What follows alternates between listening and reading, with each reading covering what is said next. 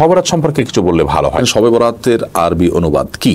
শবে বরাতের আমল সম্পর্কে অনলাইনে দুই গ্রুপের তর্কাতর্কি, পারস্পরিক বাক্যবাণ বর্ষণ ও গালাগালিকে কিভাবে দেখেন? বিশেষত এইসব বিষয় নিয়ে পাবলিকলি বিতর্ক আয়োজন করা কতটুকু সম্মত?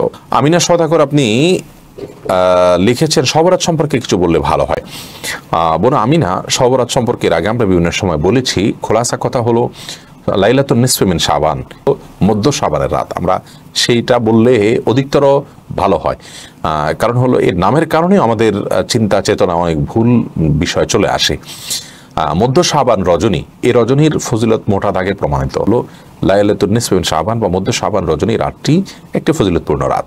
তবে ইসলামের যে ফজিলতপূর্ণ রাতগুলো আছে, যেমন লাইলাতুল কদরের কথা আমরা জানি, রমজানের শেষ দশকের বেজোড় রাতগুলোর কথা আমরা জানি, তন্মধ্যে এই লাইলাতুন নিসফি মিন শাবান বা মধ্য শাবান রজনী সেগুলোর তুলনায় অনেক সাধারণ রাত।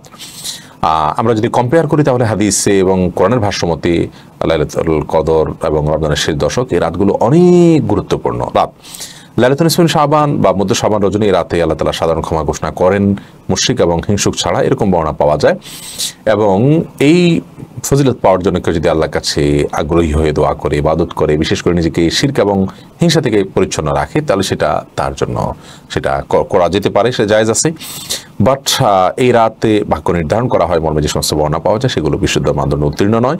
কোরআন কারীম সূরা দুখানের 1-4 নম্বর আয়াতের দিকে তাকালে আমরা দেখি যে মূলত লাইলাতুল কদরে ভাগ্য নির্ধারণ করা হয়ে থাকে। যদিও এটা নিয়ে উলামায়ে কেরামের একাধিক মত আছে, কিন্তু অধিকতর গ্রহণযোগ্য এবং সরাসরি কোরআন আয়াতের অর্থের দিকে তাকালে বোঝা যায় যে আল্লাহ তাআলা যে রাতে কোরআন নাজিল করেছেন ওই রাতেই ভাগ্য নির্ধারণ করেন। যাই হোক, এর পাশাপাশি কবর জিয়ারত করার পরে হাদিস রয়েছে আমাদের আয়েশা রাদিয়াল্লাহু তাআলা থেকে, কিন্তু সেই হাদিসের সনদও বিশুদ্ধতার মানদণ্ডে উত্তীর্ণ নয়। মুহাদ্দিসদের প্রচুর পরিমাণে কালাম এবং আপত্তি রয়েছে। অতএব এ রাতের ফজিলতকে একেবারে অস্বীকার করা যেমন সঠিক নয়, আবার এ রাতকে সকল রাতের শ্রেষ্ঠ রাত হিসেবে বানানোটাও সঠিক নয়। এ রাতে হালুয়া খাওয়া, নবী সাল্লাল্লাহু আলাইহি ওয়াসাল্লাম দাঁত ভেঙে হালুয়া খেয়েছেন, সেজন্য তার অনুকরণে হালুয়া খাওয়া ইত্যাদি অনেক কথা প্রচলিত আছে, সেগুলো গর্হিত এবং ভুলভাল কথা। এগুলোর কোনো বিশ্বস্ত এবং গ্রহণযোগ্য কোনো সূত্র নেই। এরপরে সালিম উদ্দিন আপনি লিখেছেন শবে বরাতের আরবি অনুবাদ কি? খুব ইন্টারেস্টিং একটি প্রশ্ন। শবে বরাত, এটার আরবি অনুবাদটা কি? সব মানে রাত, ফার্সি শব্দ। বরাত মানে কি? এটার উত্তর হলো যে বরাত ফার্সিতে, উর্দুতে সাধারণত বলা হয় ভাগ্যকে। আমরা বলি যে আমাদের বরাত খারাপ, অমুকের বরাত খারাপ। এই বরাত মানে ভাগ্য। তাহলে সেক্ষেত্রে শবে বরাতের মানে হয় ভাগ্যের রাত। মূলত এটা ভাগ্য নির্ধারণের কোনো রাত নয়, এই অর্থে এই নামটি সঠিক নয়। কিন্তু বারাআত আরবি শব্দ যদি হয় তার অর্থ হয় মুক্তি। যেমন 10 নম্বর পারায় সূরা তাওবার প্রথম শব্দ বারাআতুম মিনাল্লাহি ওয়া রাসূলি, আল্লাহ এবং তার রাসূলের পক্ষ থেকে মুক্তির ঘোষণা করা হচ্ছে, দায় মুক্তির ঘোষণা করা হচ্ছে। তো এখানে বারাআহ মানে যদি মুক্তি হয় তাহলে তার অর্থ হয় হলো মুক্তির রাত। তো এই অর্থে ঠিক আছে শবে বরাত, যে আল্লাহ তাআলা এই রাতে বান্দাদেরকে মাফ করে থাকেন মুশরিক এবং মুশাহিন তথা হিংসুক ছাড়া। সে অর্থে শবে বরাত এই নামটি একেবারে উড়িয়ে দেওয়ার মতো নয়। তবে হাদিসের ভাষ্য কিন্তু এই লাইলাতুল বরাআত বা শবে বরাত নয়। হাদিসের ভাষ্য লাইলাতুন নিসফি মিন শাবান বা মধ্য শাবান রজনী। আমরা হাদিসের ভাষ্যটাকে ব্যবহার করলে এই রাতকে কেন্দ্রিক অনেক অনাচার কিন্তু সমাজ থেকে এমনিতে দূর হয়ে যাবে, অনেক সীমালঙ্ঘন দূর হয়ে যাবে, অনেক বাড়াবাড়ি দূর হয়ে যাবে।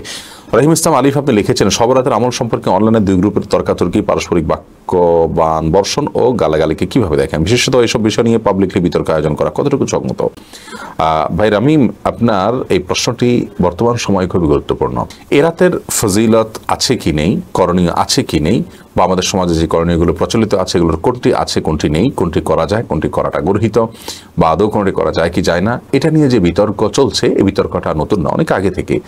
কিন্তু একটি কথা আমাদের মাথায় রাখতে হবে যে এই বিতর্কগুলো কোনো অবস্থাতে যেন আমাদের মধ্যে পারস্পরিক সম্পর্ককে নষ্ট না করে। প্রকৃত সত্য হলো এ ধরনের বিতর্কগুলো আমাদের ইগো থেকে বেশিরভাগ হয়ে থাকে, এবং বিতর্কগুলো জিয়ে রাখি আমরা ইগোর কারণে, যতটা না কোরআন হাদিসের জন্য তার চেয়ে বেশি আমার ব্যক্তিগত ইগোর কারণে। যে আমি হয়তো একটা পক্ষ অবলম্বন করি বা একটা মত লালন করি, সেটাকে আমি হক মনে করি, কিন্তু সেই পক্ষের মত যেহেতু, অতএব এটার পক্ষে আমাকে লড়তে হবে, জিততে হবে, এবং এবারে কোনো ছাড় দেওয়া যাবে না, এবারে আমাকে কোনো প্রকার ভিন্ন মত গ্রহণ করার মানসিকতা লালন করা যাবে না। এই বিষয়গুলো কিন্তু দিন দিন আমাদেরকে মুসলমানিত্ব থেকে দূরে সরিয়ে দিচ্ছে।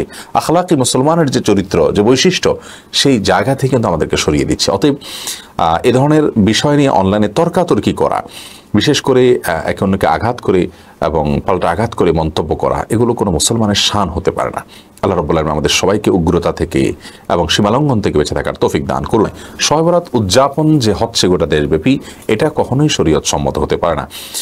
লাইলাতুল নিসফ মিন শাবানে আল্লাহ রাব্বুল আলামিন বান্দার গুনাহসমূহ মাফ করে থাকেন এবং মুশরিক এবং হিংসুক ছাড়া, বেদাত এবং কুসংস্কার লিপ্ত মানুষ ছাড়া বাকি মানুষদেরকে আল্লাহ তাআলা মাফ করে থাকেন। অতএব আমরা সেই যোগ্যতা নিজের মধ্যে অর্জন করার চেষ্টা করব। এর পাশাপাশি ব্যক্তিগত ইবাদত বন্দিকে অনেক তাবি থেকে বর্ণিত হয়েছে। সালাফের যুগে অনেক বড় বড় তাবি, ইসহাক ইবনে রাহুয়ার মতো মানুষ আর অনেক বড় বড় তাবিরা ইবাদতবন্দি করেছেন ব্যক্তিগতভাবে। এর জন্য না বিশেষ কোনো সালাত আছে।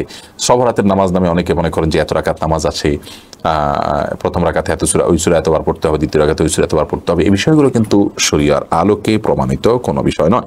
বিধায় একজন ঈমানদার শবে বরাত বা লাইলাতুল নিসফ মিন শাবান উপলক্ষে ফজিলত এবং মর্যাদা পাওয়ার আশায় তিনি যে কাজটি করবেন তা হলো তিনি আল্লাহ রাব্বুল আলামিনের কাছে ক্ষমা পাওয়ার জন্য, সাধারণ ক্ষমা পাওয়ার জন্য শিরক এবং বিদ্বেষ থেকে নিজেকে রক্ষা করবেন, হিংসা থেকে রক্ষা করবেন এবং তিনি নিজেকে বেদাত এবং কুসংস্কার থেকে রক্ষা করবেন। এটা হলো তার মৌলিক কাজ। এর বাইরে একজন ইমানদার আল্লাহর কাছে ক্ষমা চাইতে পারেন, দোয়া ব্যক্তিগতভাবে ইবাদত করতে পারেন। দলবদ্ধ কোনো রূপ দেওয়ার কোনো সুযোগ নেই।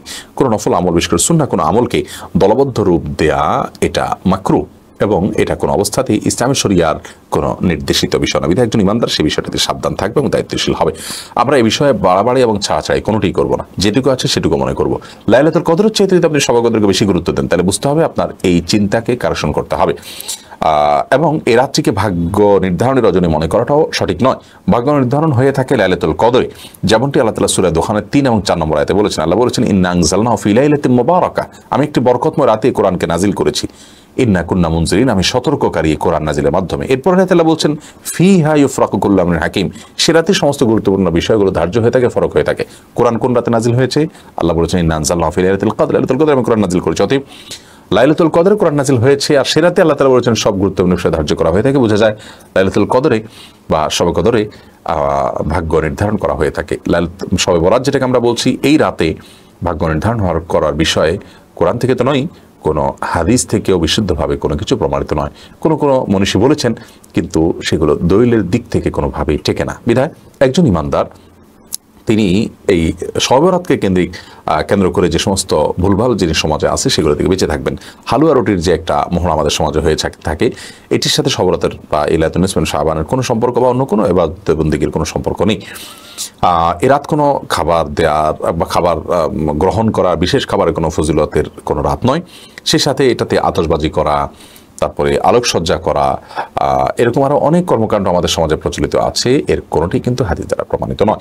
বিশেষ করে ইবাদতের জন্য মসজিদে একত্রিত হওয়া, সবাই মিলে একসাথে দোয়া করা, এটাকে আমরা মনে করি এই রাতের গুরুত্বপূর্ণ আমল। এটি মূলত শরিয়া নির্দেশিত কোনো বিষয় নয়। আল্লাহ তাআলা আমাদেরকে সুন্নাহ এবং বিদআতের মধ্যে পার্থক্য করার তৌফিক দান করুন এবং সুন্নাহ এবং খেলাফে সুন্নাহর মধ্যেও পার্থক্য করার তৌফিক দান করুন এবং মাত্রা জ্ঞান যেন থাকে একজন মুসলমানের, সে যেন আমাদের মধ্যে থাকে। আর মতপার্থক্য থাকলেও একটা বিষয়কে এক পক্ষ হয়তো বিদআত বলছেন, আরেক পক্ষ সুন্নাহ বলছেন, প্রমাণিত বলছেন কেউ, অপ্রমাণিত বলছেন কেউ। বিষয়টা একান্তই ইজতিহাদি বিষয়, ইজতিহাদের সুযোগ আছে। ইল্লা ফাহমুন ওয়াতিহা রাজুলুন মুসলিম, এরকম বিষয়গুলো নিয়ে বাড়াবাড়ি করার কোনো সুযোগ নেই একজন ইমানদারের জন্য।